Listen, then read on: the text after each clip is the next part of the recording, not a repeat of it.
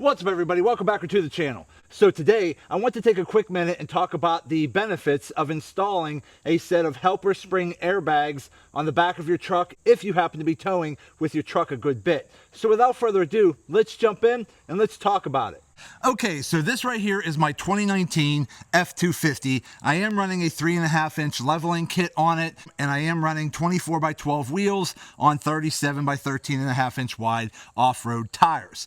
Now, with that said, I have also installed a set of Airlifter airbags on the back of this truck to help with the squat that you typically get when you're towing something on the back. So whether you're towing a boat, maybe a camper, maybe just a trailer for work, whatever the case is, once you start putting some weight on the back of your truck is going to squat. Now, you can always add an extra leaf spring in there. You can always add better shocks, but your truck is most likely still going to squat. The only way you're really going to mitigate that is to add a set of airbags in the back, which is not that hard to do. It's actually very simple. Now, I've done videos in the past where I showed you how to install a set of these airbags with a manual setup, meaning there's nothing really to wire up. Once you assemble your airbags, all you have to do is take your wheel off and mount your airbag bracket to the frame and down at the axle, and then there's a hose that will come off the back, and then you just drill a hole over here somewhere and then mount your air nipple over here. That way, when you want to put air in your bags or deflate the bags, you're just going to use the nozzle back here. So that is a manual setup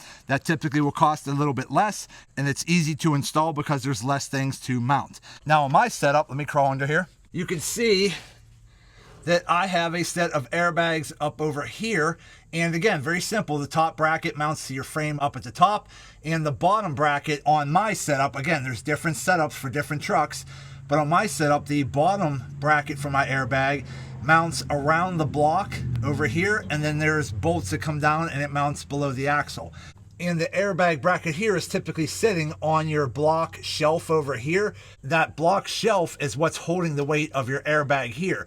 These bolts right here are really just to help stabilize the bracket. These bolts right here really don't even carry that much pressure. Unless you're literally jumping your truck off-road, these bolts right here don't carry much weight. And these bolts right here are just holding this bracket to this assembly over here. So again, pretty simple to install these. So in terms of a traditional airbag setup that you could buy out there for a low cost, you would typically have an air hose that you would run over here, maybe somewhere to your frame, and that's how you would manually fill and deflate your airbags. So you can get an Airlifter airbag setup with manual fill and manual deflate for probably maybe around the $500 range. And I've had those on my other trucks. They're super easy to install. And I'll even put a link to one of those install videos in the description box of this video if you want to see that. But this kit that I have is the upgraded kit that comes with the auto fill compressor. So let me show you that real quick. So if you come over here on the driver's side, as you see up here, again, we are on the passenger side, pretty much near the rear door. And this is where the compressor mounts here. And it's a complete unit. Once you assemble it, you're basically just mounting it to your frame, and you're running your airbag air lines to this compressor. And then you'll have a power and ground that has to go out to the battery where you actually get your power and ground to power the compressor. So again, to install the upgraded kit that comes with the compressor, it's not that hard. Mounting the airbags is basically the same. It's very simple and easy. And then you just have to run a few hoses and a few wires and mount the compressor at your frame, and that's pretty much about it. It's not that hard. But in my honest opinion, being that I had the manual Airlifter airbags for many years on multiple different trucks, switching over to the auto airbag system is well worth the money. You're probably only spending a couple $100 more to get the auto airbag set up. And once you get it set up, it's going to come with a remote like this. And with the auto bag air setup, it typically keeps about 5 psi of air in your airbags at all time. That way, when you have them deflated, even with the 5 psi of air in the bags, if you're doing any kind of like compression, it's not going to ruin your bags. That's why they keep 5 psi of air in there when you have the auto compressor hooked up. Now, if we step back a little bit, I just wanted to show you. That's why I hooked my boat up to my truck to show you. My driveway is flat up here, but it does kind of slope off to the front. But I wanted to see if I could show you how the back of the truck does squat a little bit with this boat. So I'm gonna try to get a little closer to see if you could see that, but you could definitely see the back of the truck is squatting a little bit. Okay, so right now the truck is sitting at about 5 psi with my boat hooked up to the hitch. So right now I'm gonna try to figure out the easiest way to measure this. Let's measure from the ground to this lip right here on my tailgate, okay? So if we take our measurement from the ground to that right there, we're about 35 inches, okay? So remember, we're about 35 at the bottom of that tailgate lip. Okay, so now I set the camera up closer to the wheel so you can hopefully see this. I don't know if it'll show it good on camera, but if you take your air lifter remote, okay, and you press any button, you'll see it turns on, okay? And then it'll show you that it's maintaining 5 psi of air because that is the preset minimum air requirement to keep in these airbags. So that way when you're not towing, you're not using any additional air, you're not deflating them down to 0 to where if you're hitting any major bumps, you're going to be putting a lot of stress on those bags. So it will always maintain 5 psi of air. Now, we've already taken a measurement over here from the ground to the bottom of the tailgate, which was 35 inches.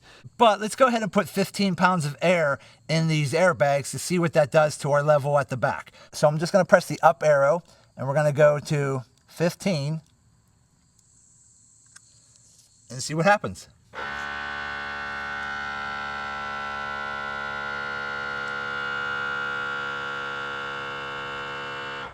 Okay, so we just put 15 psi of air in these airbags. Now let's come to the back and take another measurement at 15 psi and see what it does. It might not have moved it a whole lot, so we might have to put more in, but I can already tell, I could see the truck lifting a little bit. But let's take a quick measurement at 15 psi.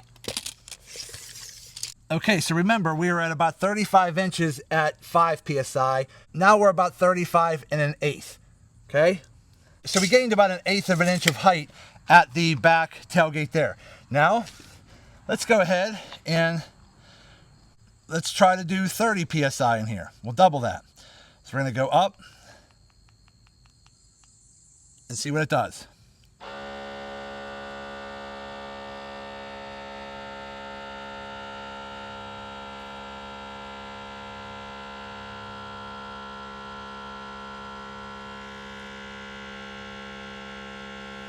Okay, so now that we have 30 psi, let's take another measurement.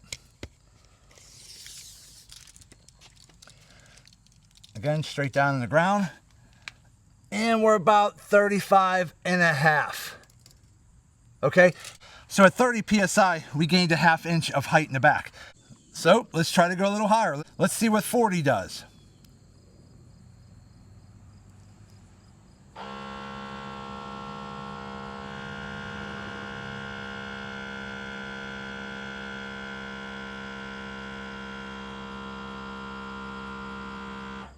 Okay, let's take another measurement at 40 psi.